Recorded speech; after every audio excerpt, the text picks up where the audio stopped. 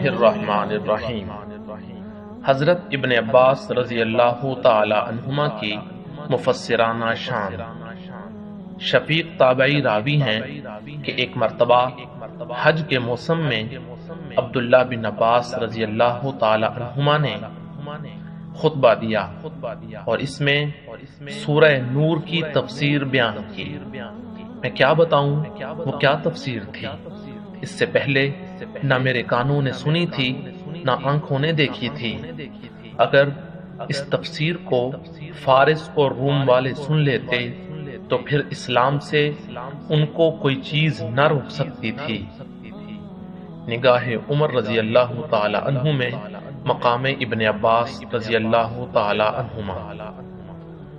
حضرت ابن عباس رضی اللہ تعالی عنہما حضرت عمر رضی اللہ تعالی عنہ کی علمی مجلسوں میں برابر شریک ہوتے تھے اور قرآن پاک کی تفسیر میں وہ اکثر بڑے بڑے صحابہ کرام رضوان اللہ تعالی علیہم اجمعین سے بازی لے جاتے تھے۔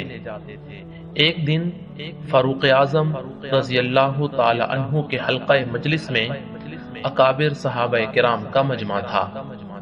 ابن عباس رضی اللہ تعالی عنہما بھی موجود تھے۔ حضرت عمر رضی اللہ تعالی عنہ نے اس آیت کا مطلب پوچھا۔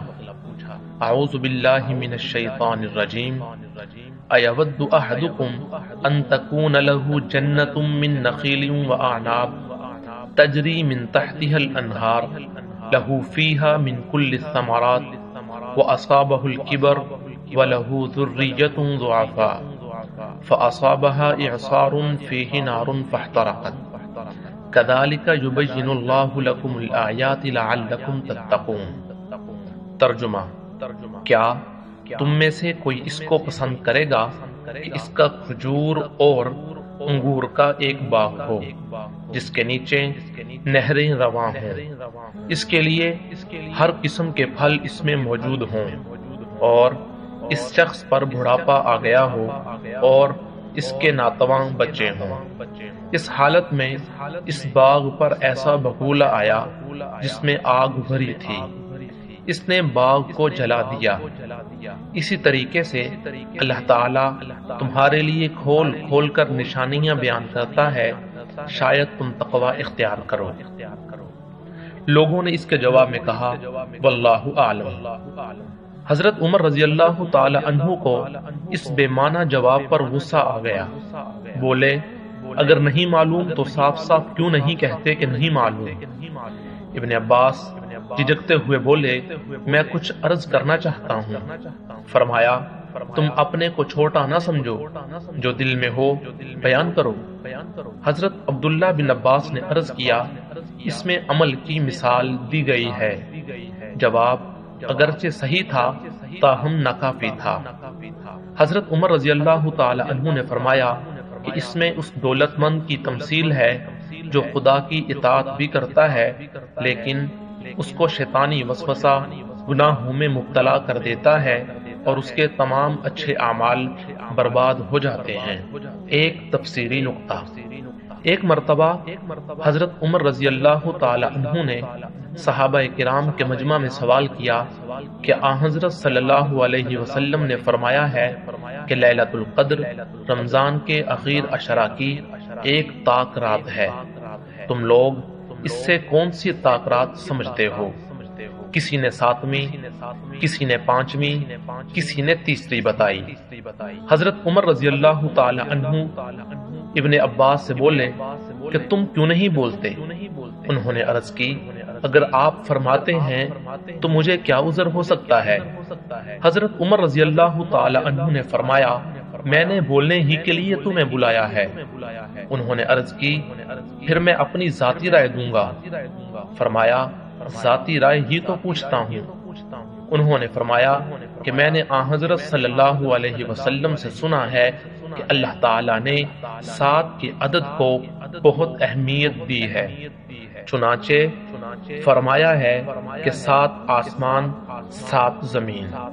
ایک دوسرے موقع پر فرمایا ہے کہ ہم نے زمین کو پھاڑا اور اس میں غلہ، شاخ، زیتون، کھجور کے درخت، گنجان باغ اور پودے اگائے۔ یہ بھی 7 باتیں ہیں۔ حضرت عمر رضی اللہ تعالی عنہ نے یہ جواب سن کر فرمایا کہ تم لوگ اس بچے سے بھی گئے گزرے ہو جس کے سر کے بال بھی ابھی درست نہیں ہوئے، یہ جواب تم لوگوں نے کیوں نہ دیا؟ اگرچہ بعض دوسرے صحابہ کرام نے بھی 7 کی تعیین کی تھی، لیکن کسی استدلال کے ساتھ نہیں۔ سبھی نے ایک ایک تاکرات اپنے اپنے قیاس و فہم کے مطابق لی۔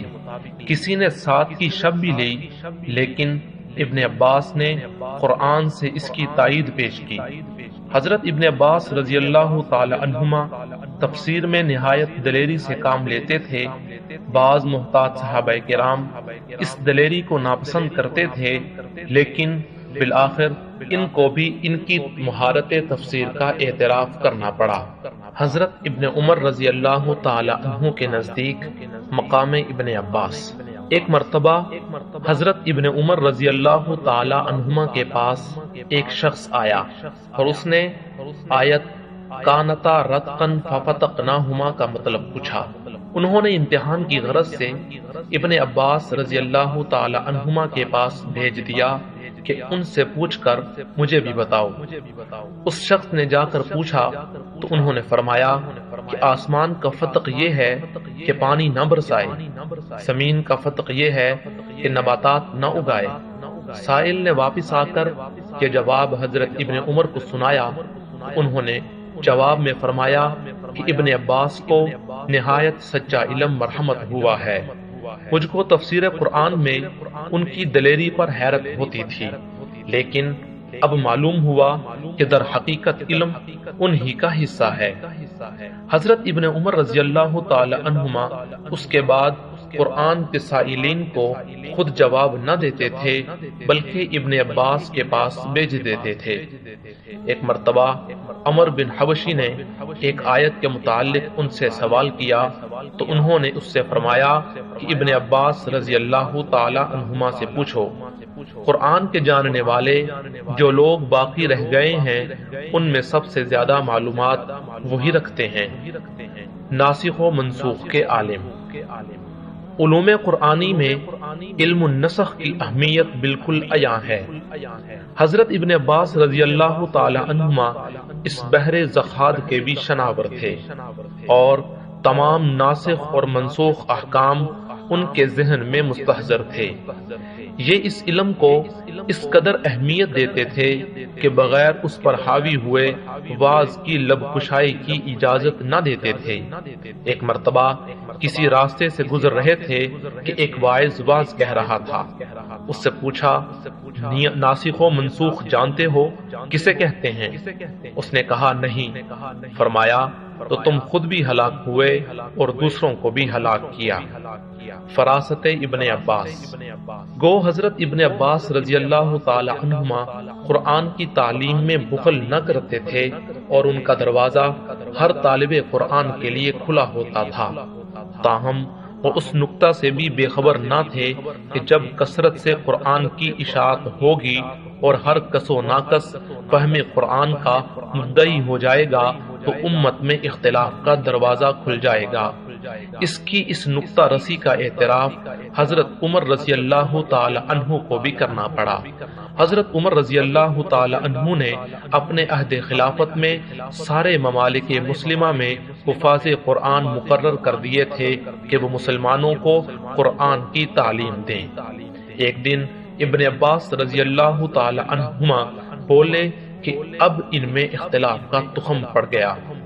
حضرت عمر نے غصے سے پوچھا تم کو کیسے معلوم ہوا؟ اس واقعے کے بعد حضرت ابن عباس اپنے گھر چلے آئے، لیکن حضرت عمر رضی اللہ تعالی عنہ کے دل میں ان کا کہنا کھٹکتا رہا۔ چنانچہ آدمی بھیج کر ان کو بھلا بھیجا۔ انہوں نے عذر کر لیا۔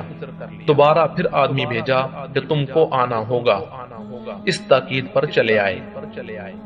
حضرت عمر رضی اللہ تعالی عنہ نے پوچھا تم نے کوئی رائے ظاہر کی تھی؟ انہوں نے کہا باخدا اب کبھی دوبارہ کوئی خیال ظاہر نہ کروں گا۔ حضرت عمر نے کہا میں طے کر چکا ہوں کہ جو تم نے کہا تھا اس کو کہلوا کر رہوں گا۔ اس اصرار پر انہوں نے کہا کہ آپ نے جب میرے پاس خط آنے کے بعد کہا کہ کوفہ والوں نے اتنا قرآن یاد کر لیا، اس پر میں نے کہا کہ ان لوگوں میں اختلاف پیدا ہو گیا۔ حضرت عمر رضی اللہ تعالی عنہ نے فرمایا کہ یہ تم نے کیسے جانا؟ تو حضرت ابن عباس رضی اللہ تعالی عنہما نے سورہ بقرہ کی 6 آیتیں پڑھ کر سنائیں۔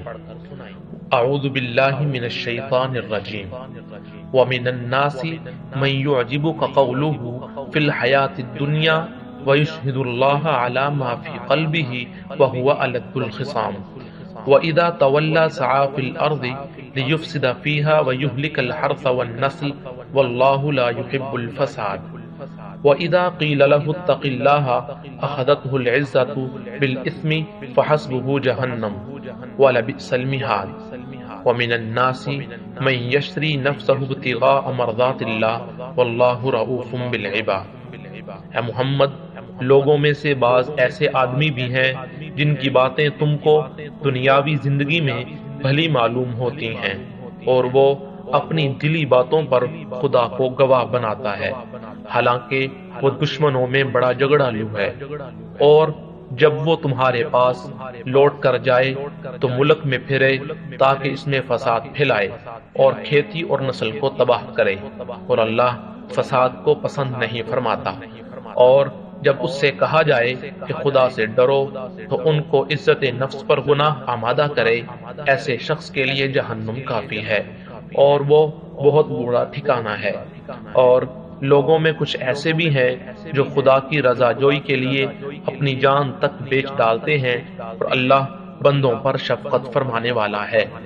یہ آیات سن کر حضرت عمر رضی اللہ تعالی عنہ نے فرمایا، اس ذات کی قسم جس کے ہاتھ میں میری جان ہے، تم نے سچ کہا۔